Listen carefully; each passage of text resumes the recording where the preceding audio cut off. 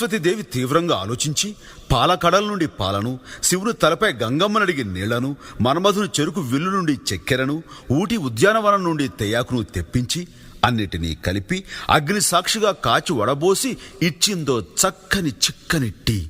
అది తాగిన బ్రహ్మ ఆనాటి నుండి ఈనాటి దాకా రెస్టు లేకుండా సృష్టి కొనసాగిస్తూనే ఉన్నాడు. అంత మహత్తున ఈ టీకి మరో పేరే ఛాయ్ మేరా భాయ్. ఈ ఛాయ్ చరిత్రను నోరారా చెబుతా, నోరూరేలా వినుకోవోయ్. ఆహా. ఆ